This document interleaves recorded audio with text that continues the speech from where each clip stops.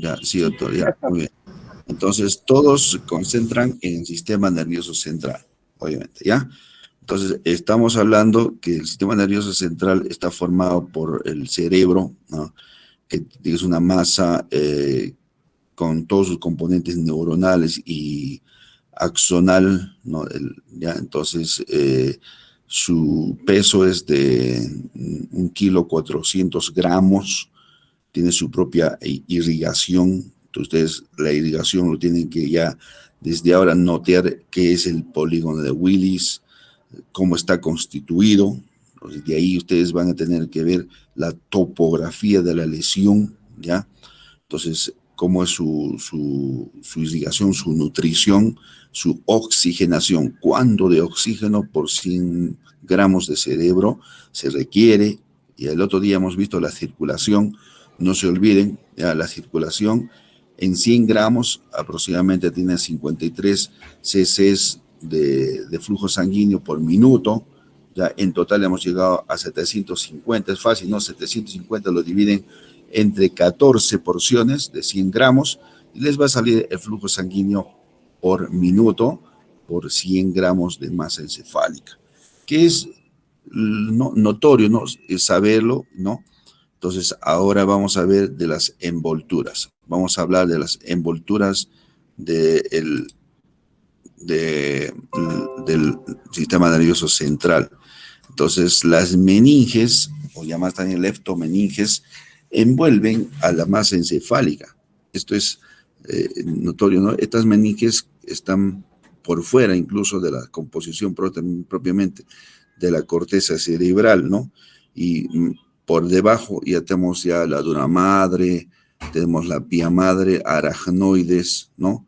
Entonces, todo esto ustedes en su anatomía ya lo van a visualizar. Pero nos vamos a la definición propiamente de lo que es la meningitis. Obviamente la meningitis se va a dividir en una aguda y crónica. Ya, hoy día vamos a enfocar el tema de la aguda, ¿ya? Entonces, decimos que las meninges puede definirse como una inflamación de las leptomeninges como pía madre y aracnoides, ¿ya? Entonces, con afectación del líquido cefalorraquídeo que ocupa el espacio subaracnoideo. Entonces, puesto que tanto las leptomeninges como el líquido cefalorraquídeo se extienden por el cerebro y canal medular, ¿ya? Entonces, el término implica siempre una afectación cerebroespinal. Ojo, cerebroespinal. Ya de ahí ustedes van a ver que cómo es la clínica. La clínica va a tener, digamos, algunos signos meningios, ya que van a comprometer la médula espinal, las extremidades inferiores, ya, y el tronco, ¿ya? Entonces, en la parte de la exploración física vamos a encontrar unos signos meningios, ¿ya? Entonces, ¿por qué? Porque ocurre esto porque las leptomeninges se relacionan, ¿no? También con la médula, con el canal medular, ¿ya? ¿Por qué? Porque también está ahí rodeando el contenido que tiene el líquido cefalorraquídeo, los une, ¿no? Los hace vecinos, ¿no? Muy bien.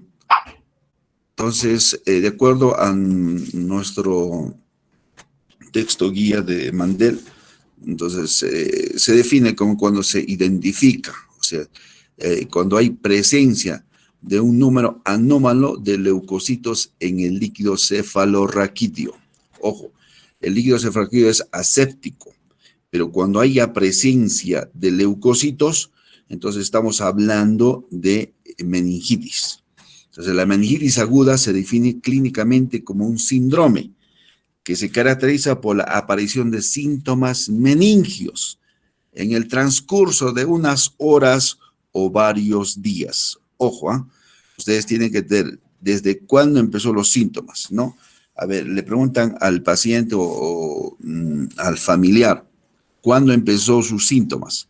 Si el paciente va a estar hoy día consciente en horas de la mañana, pero va a tener ahí dolor, cefalea, nauseoso el paciente y alteración para la marcha, entonces ustedes rápidamente pueden ver que el paciente en horas va a llegar a tener ya los síntomas meningios propiamente dichos, ¿ya? Entonces, y puede que un paciente también en días va evolucionar hasta manifestar síntomas propiamente, ¿no? De los signos meningios, ¿ya? Entonces, esta es una enfermedad que puede en algún momento sesgarnos el diagnóstico, ¿no? Por lo mismo que algunos pacientes van a la medicación previa, toman antibióticos, dejan de tomar antibióticos, y algunos pacientes también van a una consulta de manera, como dice, holística, van a un tratamiento de hierbas en nuestro medio, y posteriormente ya se instala el cuadro grave de la meningitis, ¿ya? Entonces esto vamos a tomar, le damos como un punto de asociar, ¿no? Cómo es la medicina clínica, la medicina científica versus la medicina tradicional. No tanto vamos a encontrar pacientes así con cuadro puro de meningitis. A veces ya son pacientes manejados en consultas y no están viendo la etiología, porque de todos modos hay dos grandes grupos de meningitis. Una que va a tener etiología bacteriana y otra va a tener etiología viral. A veces son mixtas, se solapan, ¿no? Entonces vamos con la siguiente. Entonces la meningitis bacteriana es quizás una de las más claras emergencias de todas las enfermedades infecciosas, puesto que el tratamiento tardío o inadecuado incrementa el riesgo de muerte o de morbilidad neurológica en aquellos que sobreviven. Ojo, una meningitis puede dar secuelas invalidantes para el futuro del paciente, ¿ya?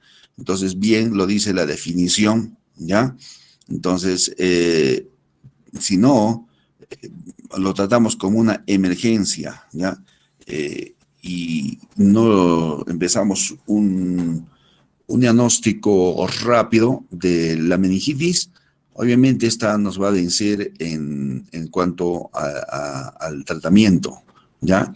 Entonces va a tener secuelas, ¿ya? Y las secuelas son de índole neurológico, ¿ya?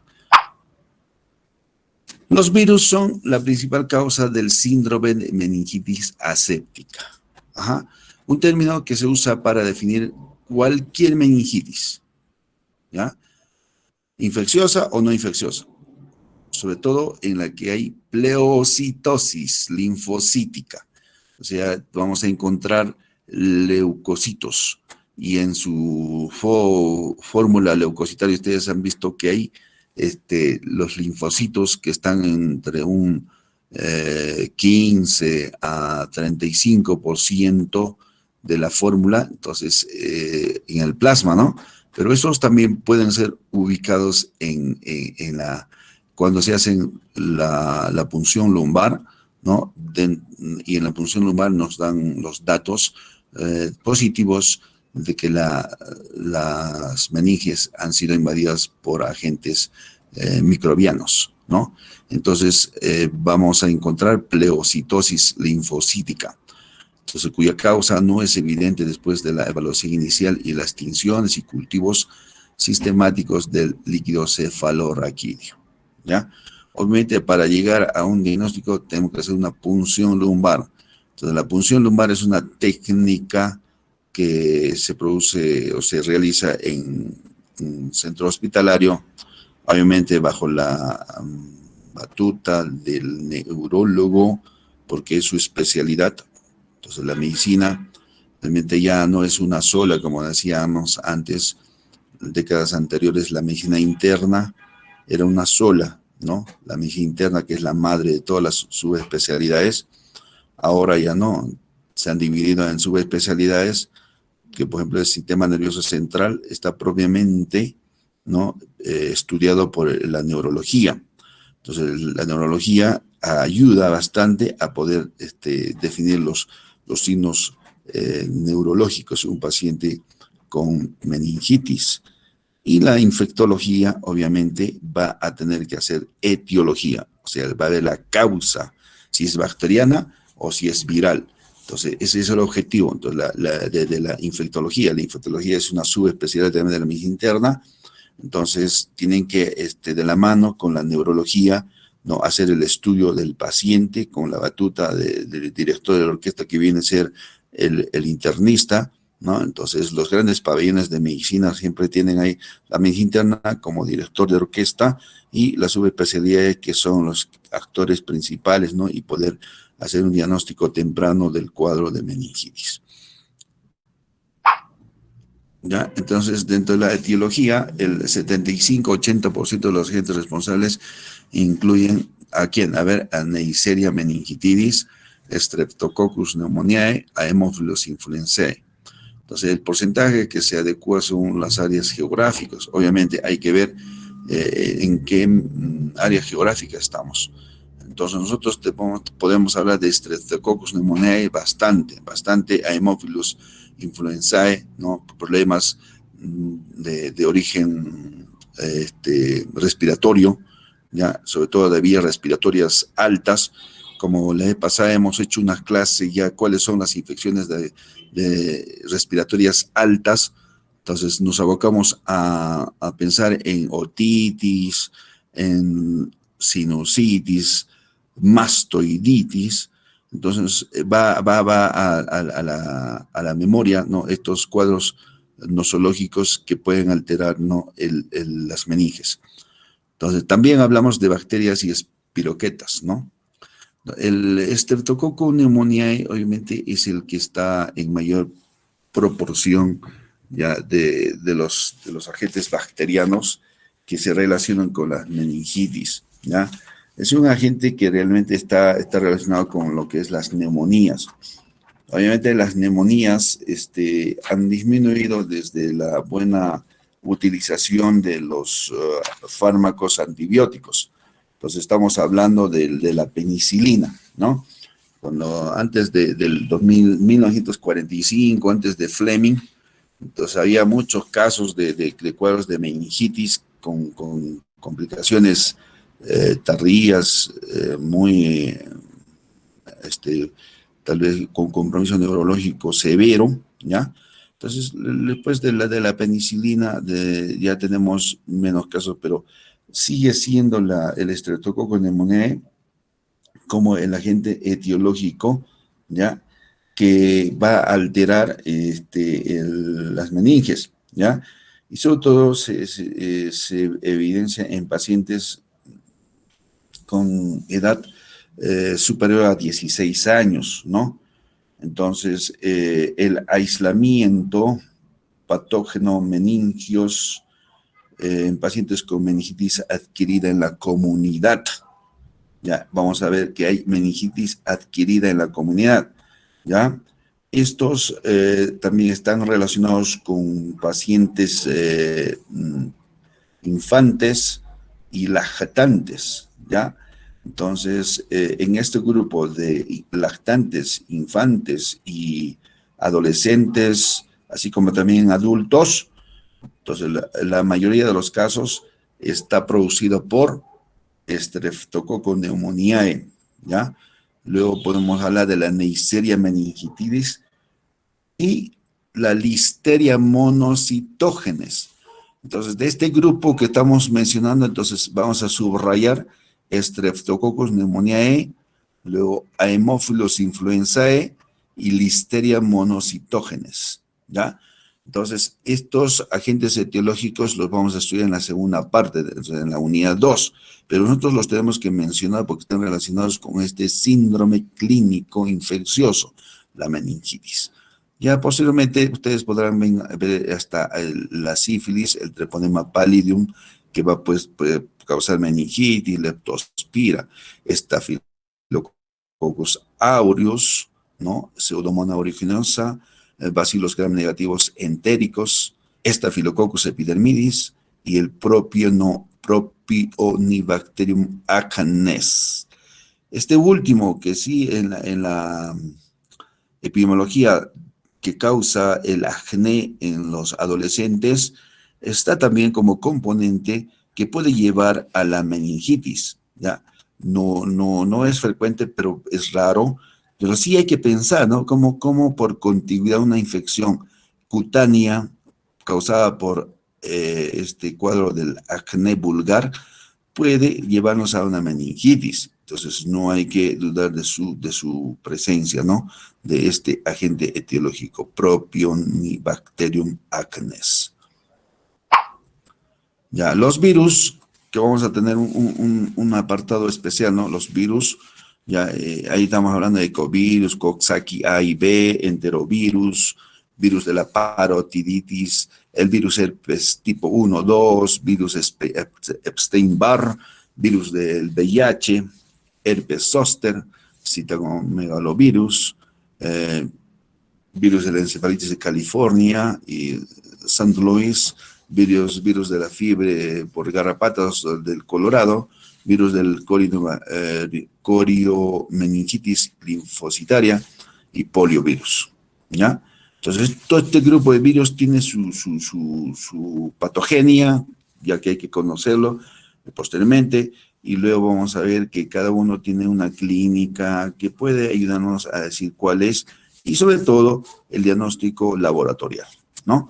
Parásitos, Naegleria, los Angiostrongylus, Strongyloides estercolaris.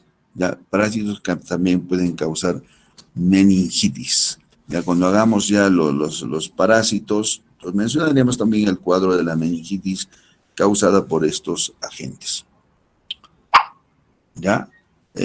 Si nosotros hablamos de la importancia, entonces, de la mortalidad y morbilidad neurológica.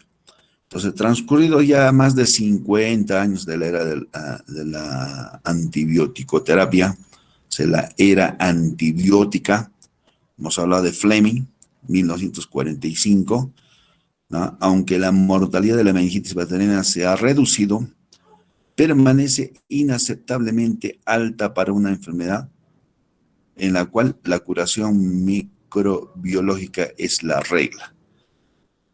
La mortalidad y la morbilidad neurológica a plazo largo son variables y dependientes del agente infeccioso específico.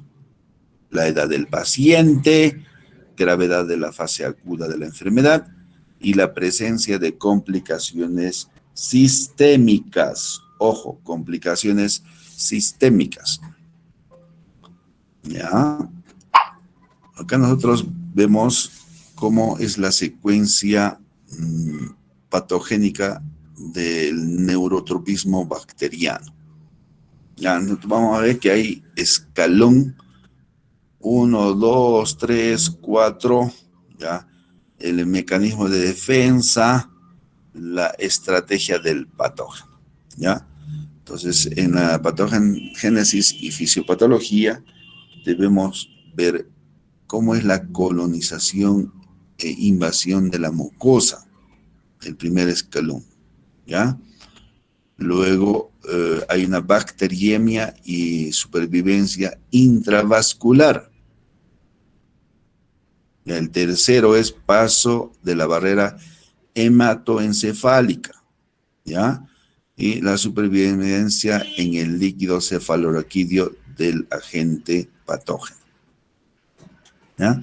Entonces, en el primer escalón, obviamente, nuestro mecanismo de defensa van a tener que actuar la inmunoglobulina A secretora, va a haber una actividad ciliar y lo que es el epitelio mucoso como barrera, ¿ya? Y en este escalón también el patógeno secreta, ¿no? Proteasas, ¿ya? Hay ciliostasis, los pili de adhesión ya favorecen al patógeno. En el escalón 2, como mecanismo de defensa vamos a tener al complemento, ¿ya? Y en la estrategia del patógeno ya hay una evasión de la vía alterna del complemento, ¿ya? Y presión de los polisacáridos capsulares. ¿Mm?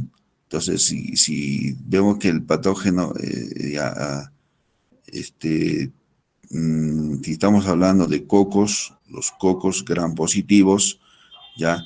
Estos tienen dentro de su pared celular componentes de polisacáridos, ¿no? Y son capsulares que también van a burlar lo que se llama la vía alterna del complemento, ¿ya?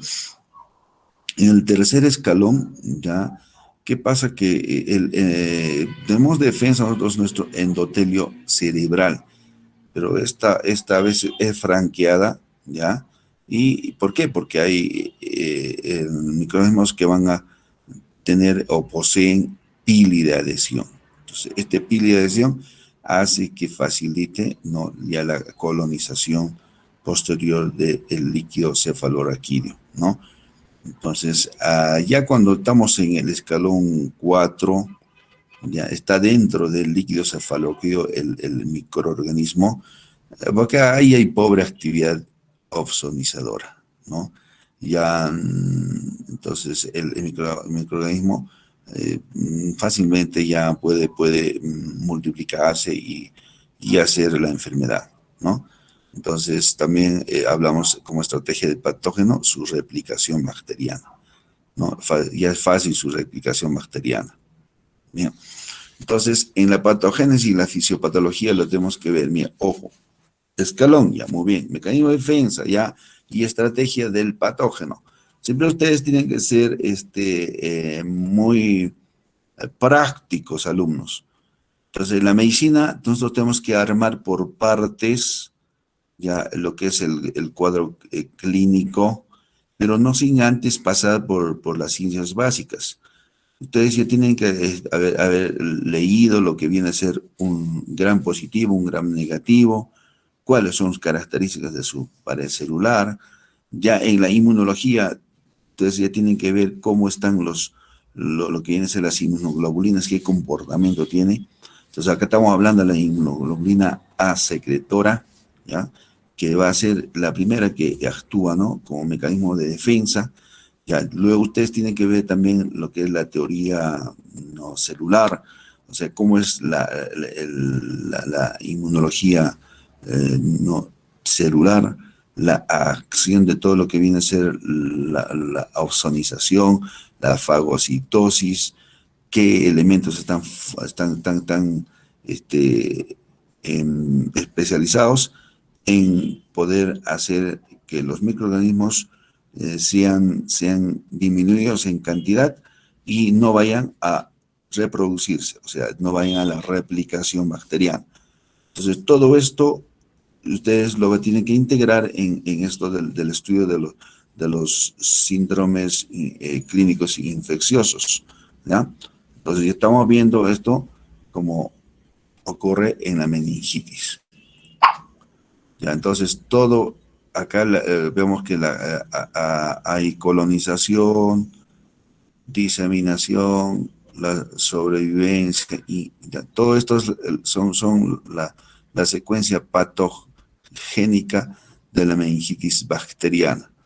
¿Ya? Entonces, como entra ahí al líquido cefalorraquídeo, la invasión, sobreviven algunos, se diseminan, tienen una penetración, ya, obviamente, y a la diseminación, y dónde se va a ubicar últimamente en la subarachnoides. Entonces, acá inflaman las subarachnoides. Entonces, hay una inflamación de la subarachnoides. Entonces, el paciente va a tener todo esto, ¿no?, dentro de lo que viene a ser la patogenia, ¿ya? ¿Qué es patogenia? Patogenia viene a ser un mecanismo de enfermedad, como produce una meningitis bacteriana, ¿ya? Entonces, la secuencia patogénica del neurotropismo bacteriano. Entonces, el estado neurotrópico, decíamos que hay colonización, hay invasión de la mucosa, ya, nuevamente la supervivencia en el torrente circulatorio, ya. Entonces, en la figura anterior, acá hay colonización, ya. Ya entra a dónde, al flujo, ese es el flujo sanguíneo, ya. ¿Qué pasa en el flujo sanguíneo? Hay supervivencia, ¿no? Ya. luego a través del plasma, ya, en la parte líquida del vaso, va a llegar a donde, a una diseminación, ¿ya? Entonces, esa diseminación, no, entonces vamos a ver que a dónde llega el microorganismo, hasta la barrera hematoencefálica, ¿ya? Entonces, atraviesa esta barrera, ¿ya? Y luego sobrevive en el líquido cefalorraquídeo. Entonces, todo esto ya lo tiene que ver, ¿no? Por una parte, de defensa del huésped y estrategia del patógeno, ¿no? Entonces, ya hemos hablado, ¿no? De las inmunoglobulina A, secretora, las proteasas que desactivan la inmunoglobulina A, ¿no? Ciliostasis, los pilis adhesivos, ¿ya? Ujú. También hemos hablado de la constitución de la bacteria, cómo es que van a evadir la vía alterna del complemento, ¿ya? Entonces, cómo pasan a la barrera hematoencefálica es por los pilis adhesivos y posteriormente su replicación bacteriana ya dentro del líquido cefalorraquídeo. Entonces, esto llamamos una secuencia patogénica de neurotropismo bacteriano. ¿Ya? Ahora, el diagnóstico, ¿cómo vamos a llegar? Bueno, obviamente el diagnóstico es de acuerdo a el grupo de agente patógeno, ¿ya? Vamos a ver que debemos hacer una anamnesis. Anamnesis. Entonces puede ser de poca utilidad en el paciente con meningitis, ¿no? Puede ser de poca utilidad en un paciente con meningitis, ¿ya? Entonces la presencia de fiebre y alteración de las funciones mentales obliga a excluir el diagnóstico de meningitis. Ojo, ¿eh? La presencia de fiebre y alteración de las funciones mentales obliga a excluir el diagnóstico de meningitis. Aproximadamente el 27% de los adultos con meningitis presentan una sintomatología aguda de menos de 24 horas de evolución y el 53% tienen una progresión subaguda en la semana previa a la admisión, ¿ya?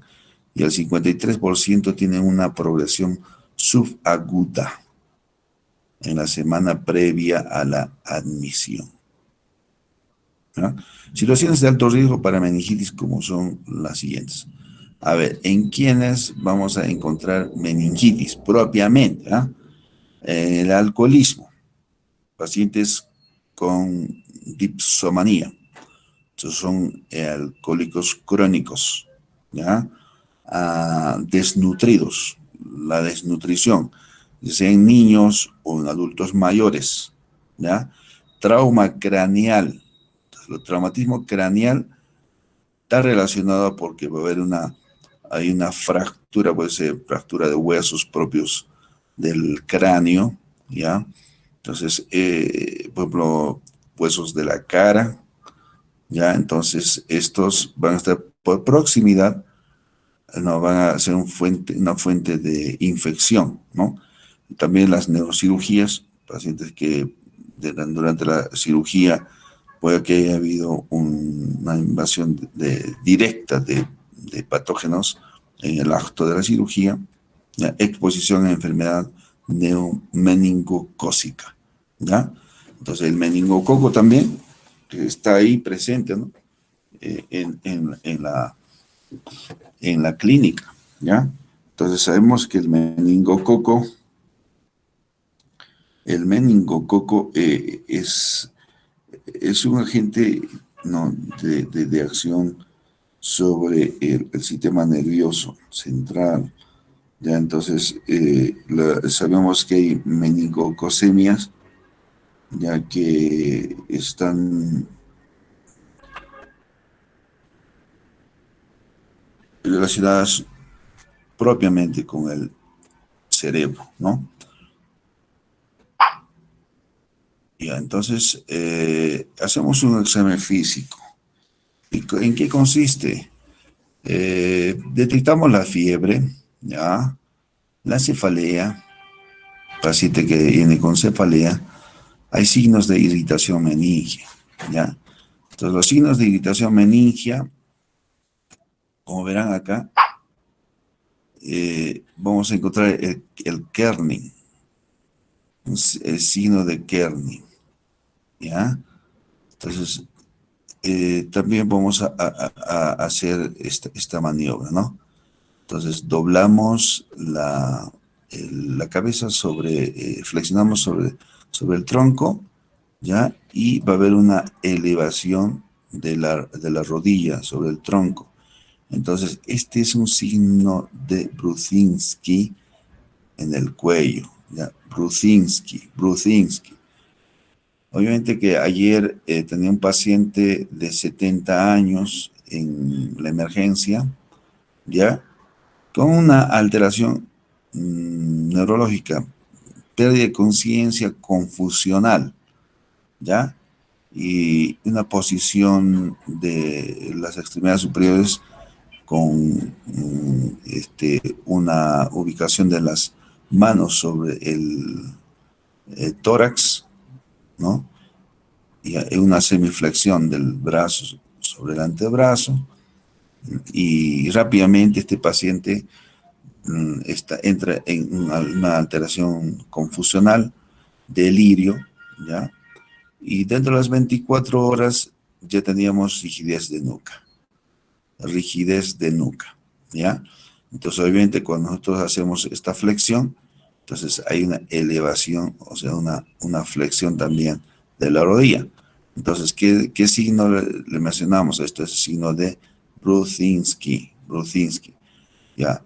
El kerning es esto, ¿no? Cuando ustedes levantan y hay una flexión limitada, ¿no? Y una extensión también limitada del muslo sobre la pierna, ¿ya? Entonces, ahora lo que se llama rigidez de nuca, es cuando ustedes también ven que acá en la parte de los músculos cervicales están contraídos, entonces no se puede doblar no fácilmente la cabeza sobre el pectum, ¿ya? Entonces, esos son los signos de irritación meningia. Para mencionarles cuáles: rigidez nuca, Kerning, Brudzinski, ¿ya? Kerning, Brudzinski, rigidez en nuca, ¿ya? Entonces, y la alteración del nivel de conciencia se presenta en más del 85% de los adultos con meningitis. Típicamente en nuestro paciente, ya de ayer, con la clínica, hasta ahí hemos abarcado, y una tomografía que puede ayudarnos, también no nos ayuda porque solamente todo es un proceso inflamatorio, no estamos hablando de una patología con extravasación de sangre o tumoral, masa tumoral en el encéfalo, ¿no? Entonces, los signos de incremento agudo de la presión intracraneal. Ojo, presión intracraneal aumentado. La llaman también el PIC o le dice también el síndrome de hipertensión endocraniana, ¿ya? HEC, hipertensión endocraniana. Entonces, que incluye pérdida de la conciencia. Que hay pérdida de la conciencia. Pupilas dilatadas o con reactividad perezosa. Ojo. Entonces, nuestro paciente que ahorita está ya en la sala de medicina A tiene dilatación pupilar, 4 a 5 milímetros de diámetro, ¿ya? Entonces, ojo, entonces estamos frente a un cuadro de meningitis, ¿no? Un cuadro de meningitis, dilatación pupilar, ¿ya? Ahora, oftalmoplejía, en algunos casos que hay una protrusión, ¿no? de los ojos, ¿ya? Entonces, afectación de la función respiratoria.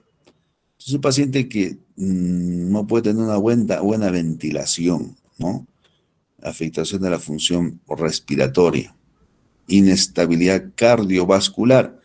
Puede hacer una hipotensión el paciente, posturas motoras anómalas, hiperreflejia y espasticidad. Ya, entonces, nuestro examen físico tiene que ser muy agudo, acucioso, ¿no? Entonces, todo esto lo podemos encontrar en un porcentaje, ¿ya? Por decir, la alteración del estado de conciencia en un 85% de los adultos, ¿ya? Entonces, nuevamente va el caso del paciente, ¿no?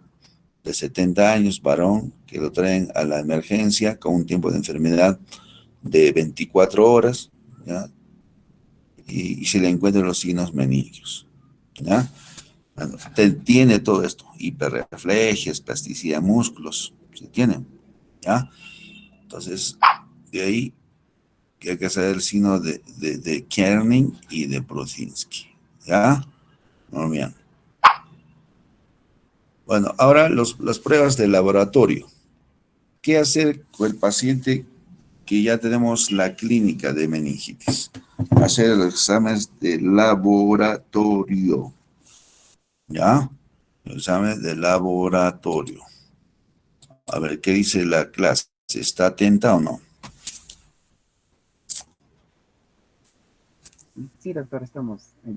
¿Sí? ¿Están despiertos? Sí, sí, doctor, estamos despiertos. Sí, Ya, doctor. eso se Sí, llama doctor.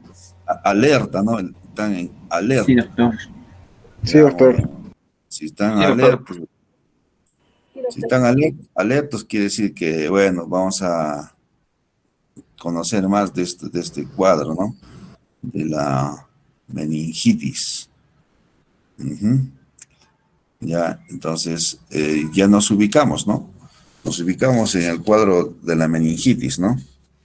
Entonces, ustedes van a tener que en su diario accionar en internos de medicina, ¿ya? Luego en el serums, reconocer este tipo de pacientes, ¿no? Entonces, obviamente siempre tienen que trazarse objetivos, o sea, tienen que en cada cuadro clínico deben de poner ya señales precisas. Si estamos hablando de meningitis, hemos hablado que la fiebre no es el signo importante, ¿no? Sino lo que es alteraciones de la función de conciencia, ¿no? Por ejemplo, en los adultos que hemos visto, 85%, ¿ya? Y los signos meningios que ya pueden, ¿no?, encontrarse en la exploración física. Entonces, nada cuesta, ¿no?, que hacerle esa maniobra, ¿no? Poner el paciente en el cuido dorsal, ¿no?, pasivo, ¿no?, con las manos a los lados, ¿ya? ¿Cómo está ese paciente que lo han visto en la figura? ¿Está con ropa o sin ropa? ¿Qué dicen? Está descubierto, doctor. Está En posición fetal. Descubierto, está descubierto. Ya, esa es otra tingencia, que muchos de nosotros ya no queremos tocar paciente. Y si no quieren tocar paciente, manden a traer pues a su técnico un par de guantes y suficiente, ¿no? Y si no quieren no tener mucho contacto con el paciente, hay muchos mecanismos de protección, ¿no? Pero al lado, los mecanismos de protección, el médico tiene que estar cerca del paciente, ¿no? No que tiene que huir del paciente, ¿no? Entonces ustedes tienen que estar cerca del paciente, ¿ya? Entonces, por ejemplo, hasta una distancia de 1 metro, sí se puede hacer una evaluación bien precisa, ¿no? Entonces ustedes tienen que desarrollar sus extremidades, ¿no? Si no quieren que la boca, no esté la vía respiratoria como la nariz del explorador cerca al paciente, entonces hagan ejercicios, deben de hacer que crezcan sus extremidades, ¿no? Y tener una distancia adecuada como para hacer palpación del paciente, ¿no? Entonces ustedes hacen la inspección. En la inspección, ojo, a veces ya encontramos una posición meningia, ¿no? Lo que llama en opistótonos. En opistótonos con una flexión, ¿no?, de la columna, ¿no? Una dorsiflexión de la columna y con la región cervical hiperextendida hacia atrás, ¿no? ¿Ya? Y como que tirando también las extremidades hacia atrás, ¿no? Esa posición es una posición meningia. Obviamente es una posición meningia. Pero esa posición lo pueden encontrar ya cuando el paciente está está en un cuadro clínico ya avanzado, ¿no? Ya con toda la invasión de los microorganismos al líquido cefalorraquídeo en su patogenia que hemos visto, ¿no? Muy bien. Entonces estaríamos hablando el cuarto escalón, ¿no? El cuarto escalón, ¿ya? Entonces ahí ya nosotros debemos de usar bastante lo que viene a ser la técnica de exploración del paciente. ¿Ya? ¿Qué más? A ver, ya hemos visto la posición en la inspección, ¿ah? Luego hacemos, ¿qué? ¿Qué? Buscamos a palpación. ¿Quién iba? ¿Mm? La mamá Marta te está llamando. ¿Por qué? No sé, A ver, a ver. te está llamando el tío. Pedrito, tu micrófono está encendido. Pedro, tu micrófono. ¿Yo qué voy a hacer, Pedro? Me ha dicho que venga. ¿Para qué? A ver, a ver. Un ratito, doctor. Compañero Pedro, tu micrófono. Gracias, doctor. Continuamos, doctor. Bueno, no sé con qué lenguaje les voy a hablar a ustedes. Son ustedes de una universidad muy, muy importante, ¿no? Pero dense cuenta, ¿no? Lo que pasa, ¿no? Y todo esto está dentro del régimen de poder incluirse en la rúbrica, ¿no? Por ejemplo, me dicen que ustedes estudian y tienen horario de estudio, obviamente de 2 de la tarde a 4 de la tarde, ¿no? Estamos en ese espacio, ¿no? Ya tienen que hacer su estudio, les dije, ¿no? La primera o la segunda reunión, ya entonces les enfatizo otra vez más, ¿no? Que ustedes tienen que cuidar esa parte, ¿ya? Ya, hay alumnos que están abandonando, no le estoy haciendo una instantánea, nada. Hay unos que ya han abandonado la reunión, otros que vuelven a la reunión. Ya, por ejemplo, Ayrton César Calizaya, si yo le pregunto ahorita, él no me va a contestar, luego me va a decir que no está presente. Y me vienen con mecanismos como que ya tengo ahí la instantánea, que si estaba, no estaba. ¿Ya? Por eso que estoy viéndolos o me están viendo, ¿no? Yo estoy hablándoles así directamente. ¿Ya? No he puesto un robot para que les dé la clase, sino está hablando el docente, ¿no? Muy bien, sigamos. Vamos a ver ahora en la palpación, hacemos los signos, a ver qué signos, Prusinski, ya, el signo de Kerning, y si me dicen que hay rigidez en nuca, obviamente ya rigidez en nuca, que ya van a tener que pensar en cuadro meningio, ¿ya?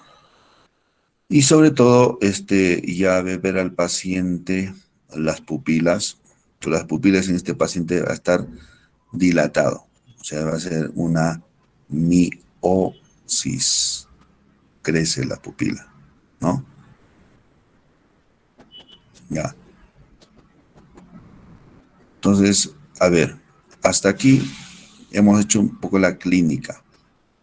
A ver, vamos a ver, está Eros Van Hoor, ¿no?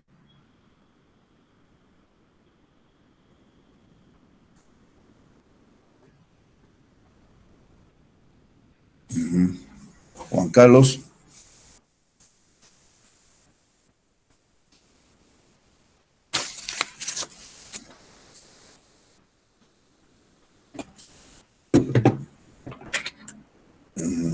Roxisela Brigitte. Presente, doctor. Ujú. ¿Me logra escuchar? Sí, sí, sí. A ver, ¿cuál es el agente etiológico de importancia en meningitis? ¿Dónde está tu Ustedes, cámara? No te veo. ¿Y dónde está? Que no está con cámara, sin cámara. ¿Dónde te encuentras? estoy, ya me puede observar, Muy, doctor. muy, muy bien. Sí, sí, ya te veo ya. A ver, ¿cuál es el agente etiológico de importancia en la meningitis? Ya, usted nos mencionó tres y nos dijo que resaltemos al Haemophilus influenzae, el Streptococcus pneumoniae y la Listeria monocytogenes. Ya, a ver, ¿qué dice Juan José?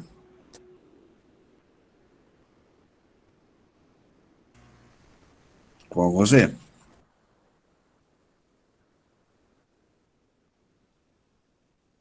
Ayrton César. Doctor presente, buenas tardes.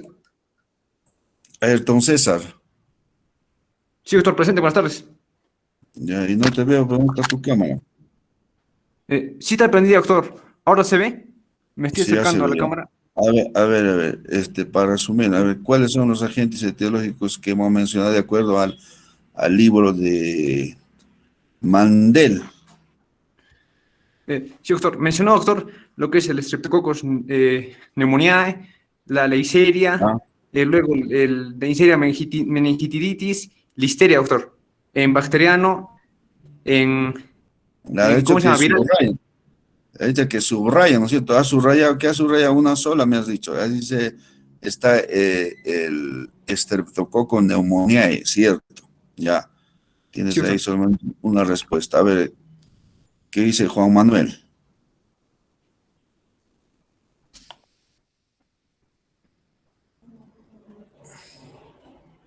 Buenas tardes, doctor. Doctor, ¿me Ya, logra ver? ya, ya. Sí, sí. Falta un agente, a ver, hemos hablado de tres, ¿no? Sí, sí, sí. El Listeria monocytogenes ya se mencionó. Haemophilus influenzae, Streptococcus pneumoniae, Neisseria Ajá, meningitidis. Haemophilus influenzae. Ya, hemos hablado del Haemophilus influenzae. Ya, entonces, estamos hablando de los tres. No, estamos hablando de Streptococcus pneumoniae, Haemophilus influenzae, ¿ya? En nuestro medio, los dos sí se encuentran, ¿ya? Muy bien. Con el siguiente, a ver, Laura. Buenas tardes, doctor presente. Laura.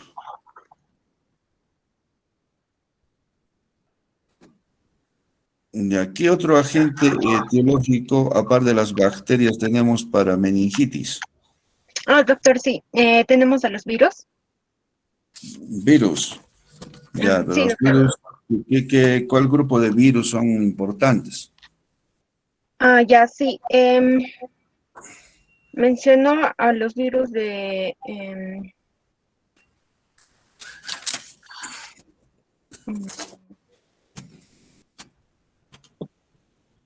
¿De dónde vienen los virus? Del tubo digestivo. ¿Y cómo se llaman estos virus? mm,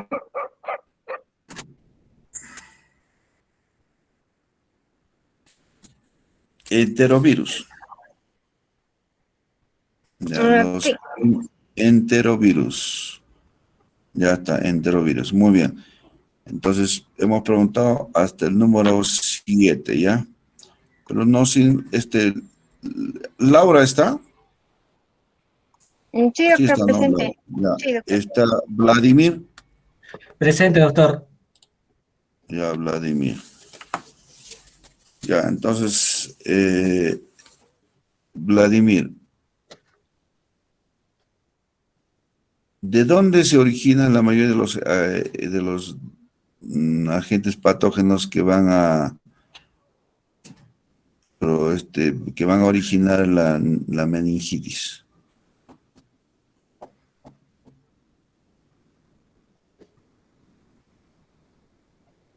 Doctor, se encuentran en en el líquido cefalorraquídeo, doctor.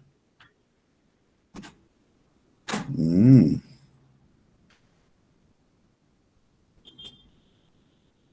tú eres, este,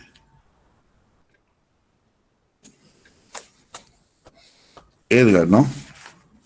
Sí, doctor. Edgar Vladimir. En el líquido cefalorraquídeo, no. Ya.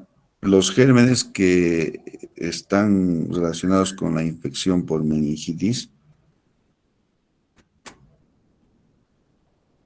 ¿cómo llegan? Pues, ¿cómo llegan? Pues no llegan al líquido cefalorraquídeo así por así. Tienen que estar distantes del líquido cefalorraquídeo o pueden estar próximos a órganos que están al cerebro. ¿Va? El líquido cefalorraquídeo es cuando ya hay una invasión. Estamos hablando del escalón 4 que hemos visto en la diapositiva. ¿Ya?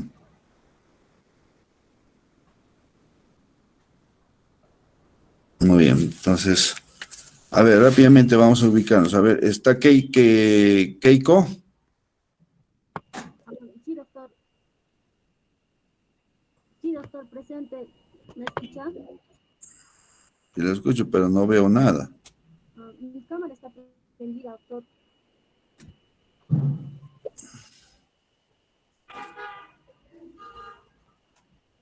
¿Ahora me logra ver? No. Pedro David.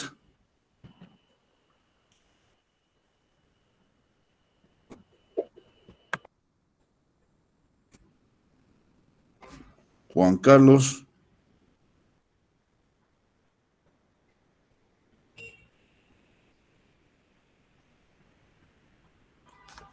Miguel, Alex, Alex Miguel. Presente, doctor. Aquí. Ya, está bien. Presente, doctor. Juan Carlos, doctor. Juan Carlos. Doctor, presente, ¿me escucha? Hace rato lo he llamado, pues. No le veo. Ya, Alex ya Sí, está. Ya. doctor, presente, Juan Carlos. Apaga tu cámara, Alex, ya. Está bien. Alex Miguel, ¿no? El Ahora, internet, doctor, Alex, está fallando, doctor. Juan Carlos. Ya estás presente, pero no te veo en la cámara. Ya, ahora Juan Carlos. No lo veo. Juan Carlos.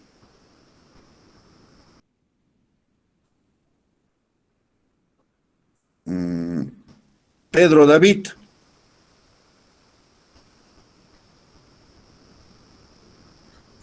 Doctor, ¿me ve? Pedro David.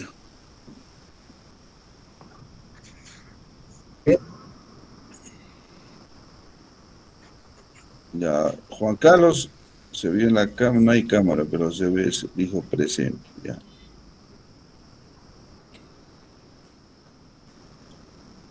Alex Miguel. Presente, doctor. Ya, sí, ya. Ahí nomás, ya, allá. El que sigue, Alex Daver. Presente, doctor. Ya está, Alex Daver. Wilson Abel, Wilson Sí, Abel. doctor. Presente, doctor. Buenas tardes. Presente, doctor. Wilson Abel, muy bien. Presente. Ya, está bien. Yurema. Presente, doctor. Buenas Bueno, tardes. ¿Me sí, logra sí, ver? buenas tardes, sí, buenas tardes. Gracias, Ya. doctor.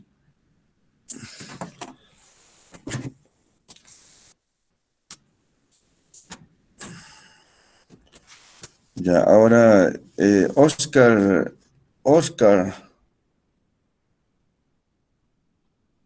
Doctor, buenas tardes. Ya está, buenas tardes. Janet Erika. Presente, doctor. Buenas tardes. Ya, buenas tardes. Juan Paulo Washington. Presente, doctor. Buenas tardes. Buenas tardes, ¿Se ve? sí. Karen Stephanie. Presente, doctor. Buenas tardes. Buenas tardes. Willy Freddy. Presente, doctor, buenas tardes. Buenas tardes. Ronald Ángel. Presente, doctor, buenas tardes. Buenas tardes. Richard Renan. Presente, doctor. Buenas tardes.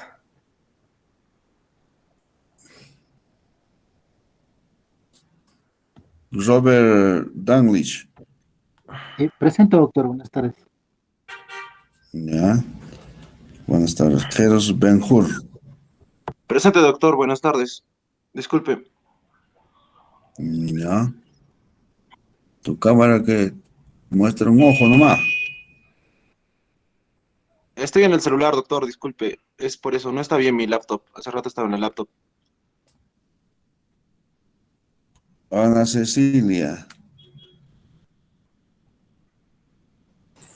Presente, doctor. Buenas tardes. Presente.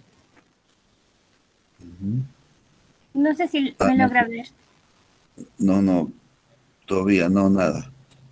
Yolanda.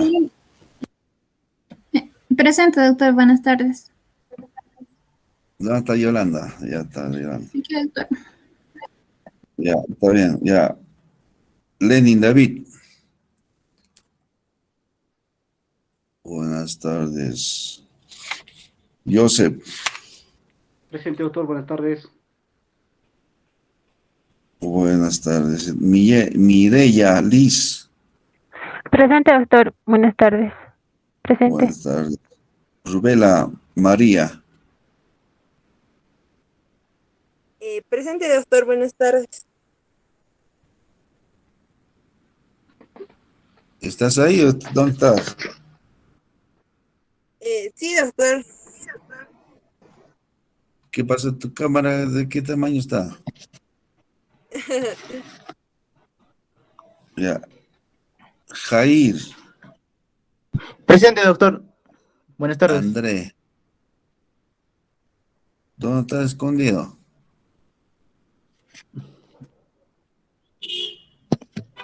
Jair. Ahí está Jair, ya. Wilber Yosel. Presente, doctor. Wilber Yosel. Ok, ya. Presente. Sharon Michel. Sharon Michel. Presente, doctor. Presente, doctor. Buenas tardes. Ya. César Neltons. Presente, doctor. Buenas tardes. Víctor Simon. Presente, doctor. Buenas tardes. No se ve Richard Simon. Sí, doctor. Está activado mi cámara. Pero, ¿dónde está? No te veo. Ya, te aproxímate a la cámara. Michelle Anthony. Presente, doctor. Buenas tardes. ¿Me logra ver? Michelle Anthony. Presente, doctor. Vázquez. No te veo, pues no te veo. Estoy aquí, doctor. Sí, le estoy hablando. Está mi cámara prendida. Pero está chiquitito, ¿qué será? Mueve la cabeza. Acá estoy, doctor. No se ve, pues no se ve. Sí, estoy acá, doctor. Ya, ¿qué vamos a hacer? La práctica, pues, sin cámara no podemos hacer práctica. Joseph Albert. Presente, doctor. Ah, ya está. Milagros Lalesca. Presente, doctor. Buenas tardes. Buenas tardes. Ya, hoy día es 27. Ya. Doctor, ¿me escucha? A ver, ¿quién está por ahí? Doctor, le habla Juan Carlos Chipana, doctor. Ahí está, me he conectado con mi celular, doctor. Con mi computadora estaba fallando el internet. No sé 15. si. Ya, a ver, vamos a ver. Estamos 28, ya. Hoy es 28. Ya. A ver, no vamos a, ya se ha llamado la lista. A ver, ¿quién está hablando? Juan Carlos dice, ¿no? Sí, doctor, ahí está, lo estoy mirando, doctor. Está encendido pero de Juan mi celular. Carlos Doctor. Chipana. Sí, doctor. Sí, doctor. Doctor, caso la Juan Carlos Chipana, ya. Juan Carlos Ya, doctor. Chipana, ya. Doctor, caso Ya la está, ya. encendí mi cámara, doctor. ¿Me logra ver? ¿A quién? Caso Larico. Keiko Jensi. Caso Larico. Keiko, ¿estás ahí con qué cámara estás? Sí, estás, pero... Ya. Doctor, disculpe, mi compañero Pedro ha tenido problemas y está en la clase, pero no puede encender su micrófono.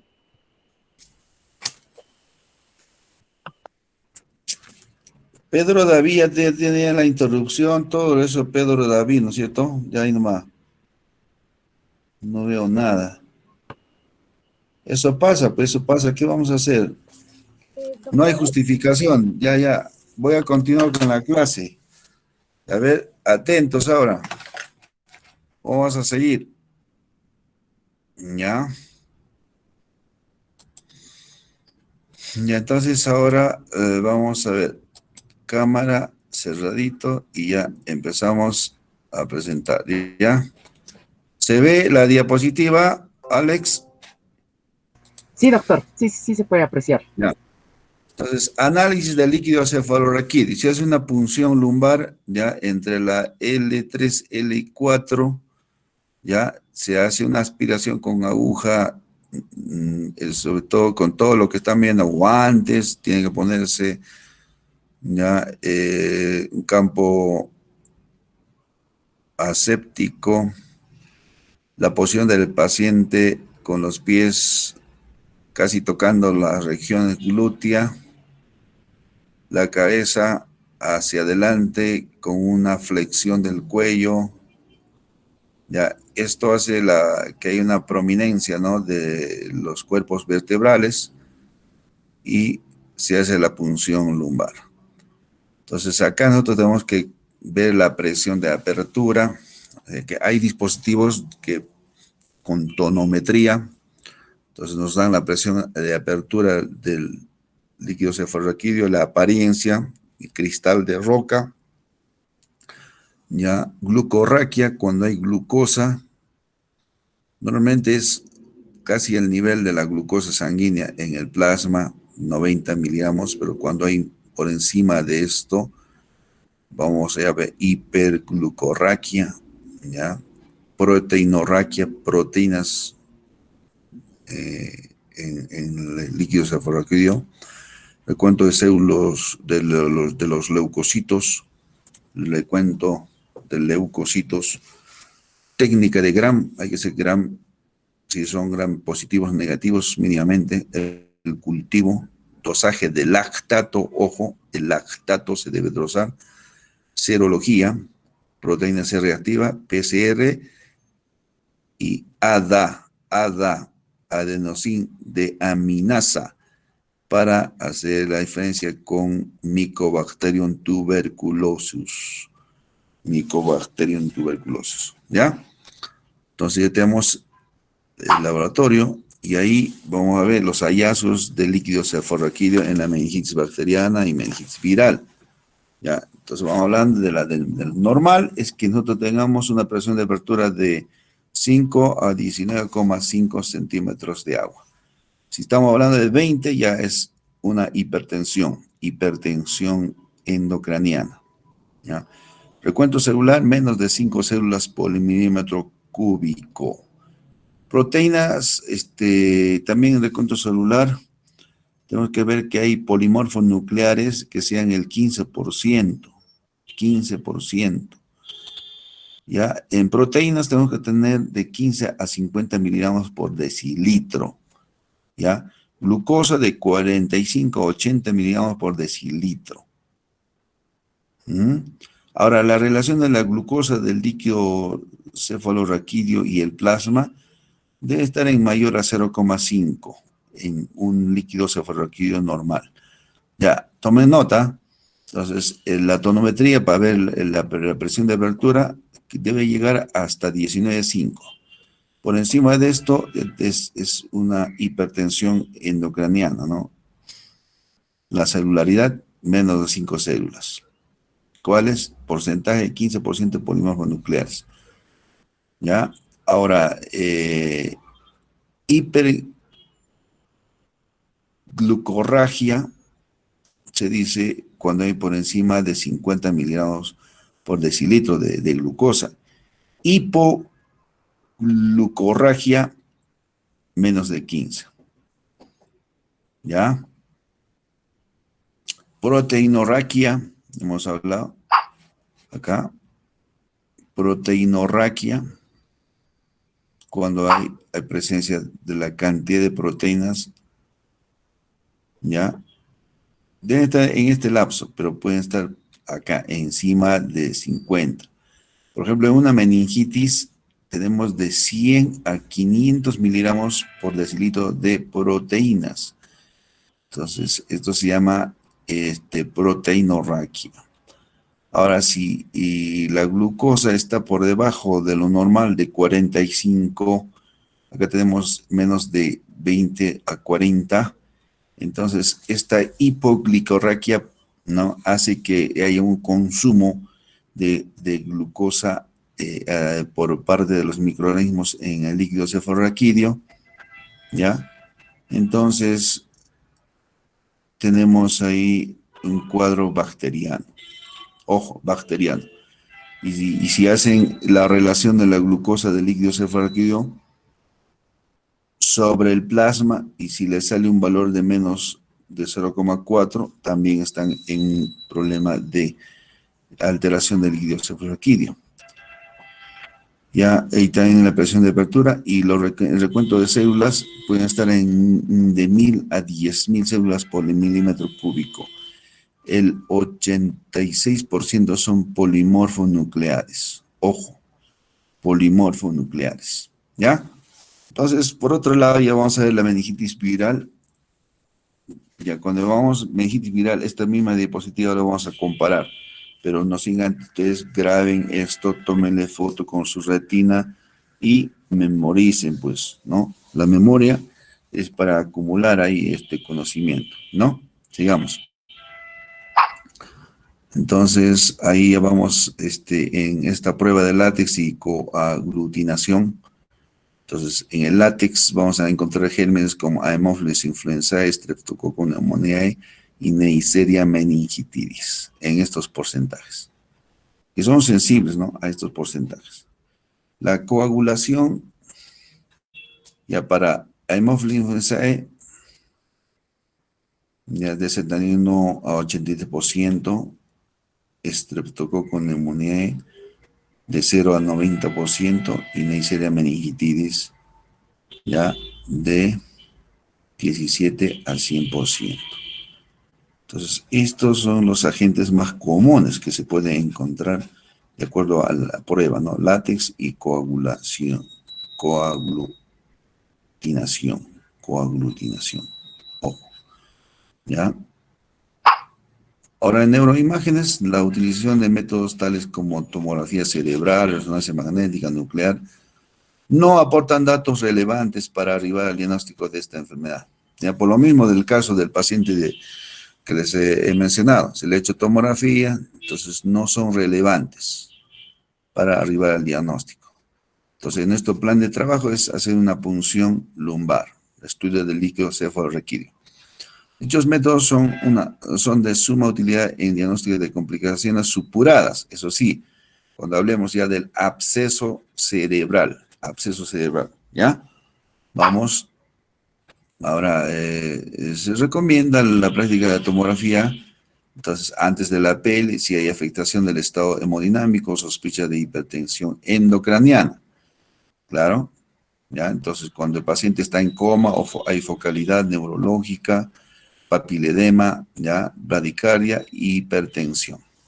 Ojo, estos son los síntomas, signos para ver que está el paciente en hipertensión endocraniana, ¿ya? Entonces, en el curso evolutivo de la meningitis, si hay una obnubilación prolongada, convulsiones después de 72 horas del diagnóstico, irritabilidad excesiva, aumento de la circunferencia craneal, focalidad neurológica, anomalías persistentes del líquido cefalorraquídeo, y en las meningitis neonatales.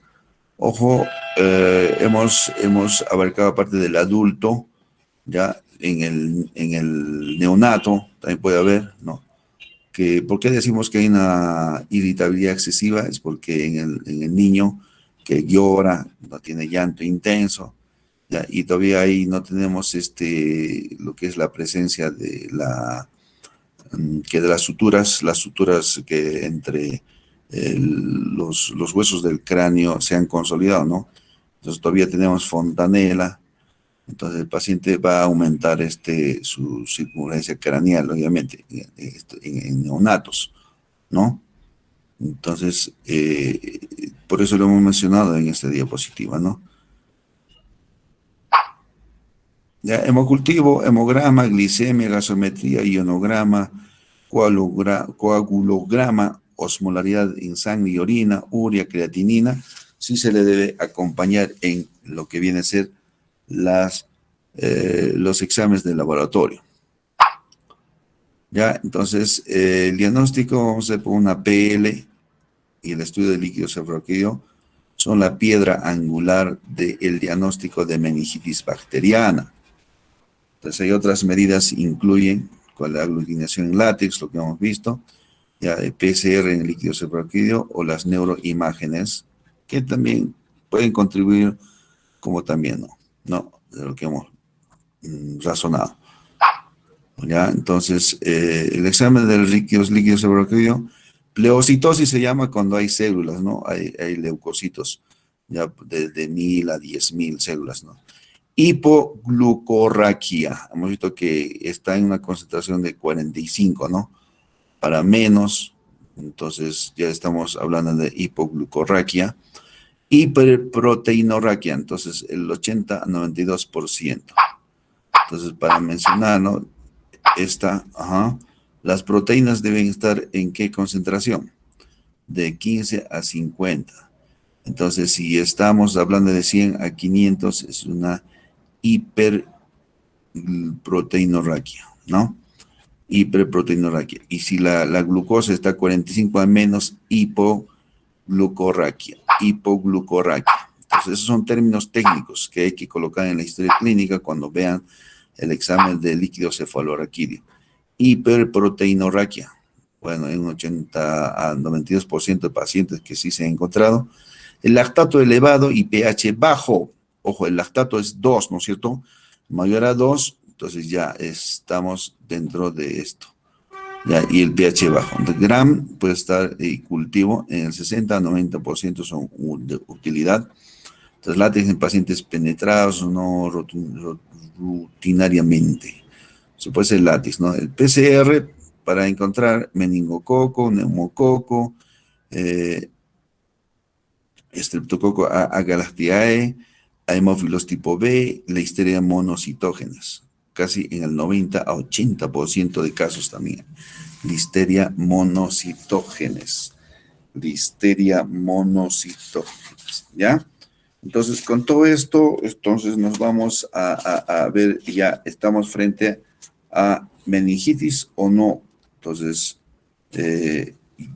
ya llegando a precisar, ¿no?, el diagnóstico con una PL, ¿no? Entonces, ahora nos vamos al tratamiento. Entonces, se hace tratamiento para estreptococo neumonía de penicilina G sódica.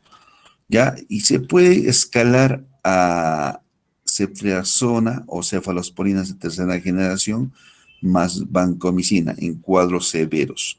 Pero no duden de empezar con penicilina G sódica, ¿ya? Penicilina G sódica, bueno, para adultos se da 2 millones cada 4 horas, ¿ya? Endovenoso, se hidrata bien al paciente, ¿ya? Haemophilus influenzae, vamos con cefotaxima o ceftriaxona, ¿ya? Ahora, para meningitis, N-meningitis, penicilina G sódica. Para listeria monocitógenes, ampicilina más gentamicina, ¿ya? Y Streptococo agalactiae, penicilina G sódica, ¿ya? Para las enterobacterias, obviamente se escala a cefalosporina de tercera generación más aminoglucósidos, ¿ya? Entonces, cefalosporina de tercera generación más aminoglucósidos, ¿ya? Entonces, de esa forma podemos ya hacer el tratamiento adecuado. Pseudomonas, ceftazidima, pues más aminoglucósidos.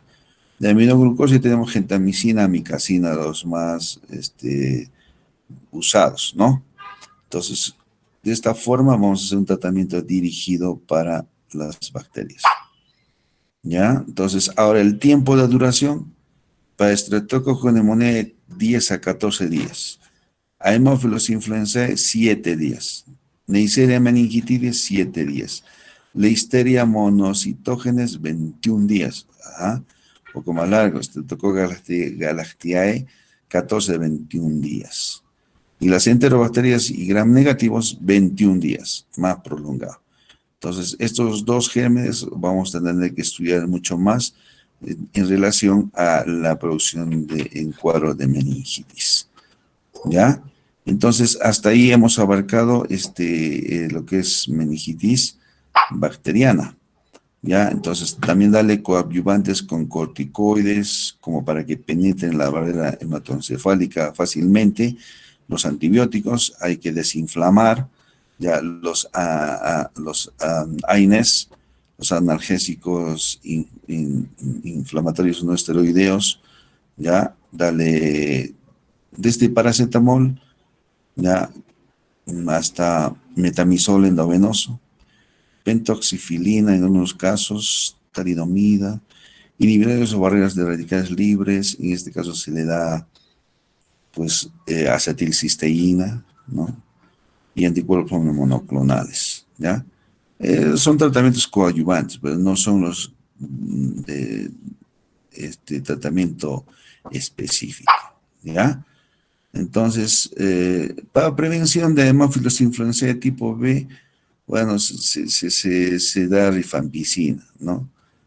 ¿Ya? Y en niños de 12 a 48 meses deben de recibir una dosis de la vacuna para hemófilos influenzae. Y en los niños de 2 a 11 meses deben recibir 3 dosis de vacuna. Ojo, esto es para prevenir complicaciones en niños. Y se ha visto casos de niños, acá incluso hemos tenido un problema médico-legal terrible, ¿ya?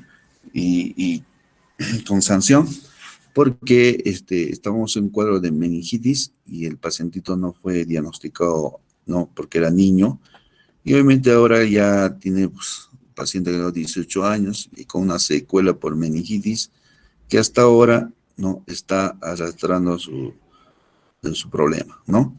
Entonces, hacemos todo eso hincapié de que como alumnos de medicina tenemos que ser muy prácticos en hacer nuestro diagnóstico y realmente hacer los cultivos y todo lo que es tratamiento adecuado, ¿ya? Jóvenes, creo que hemos llegado a ver lo que es meningitis. Y entonces, la otra sesión será mañana. No, nos toca el día miércoles, ¿no?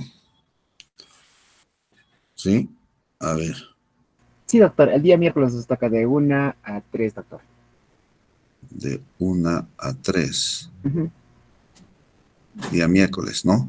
Sí. Ya, entonces el día miércoles vamos a tener que abarcar absceso y encefalitis. Abscesos cerebrales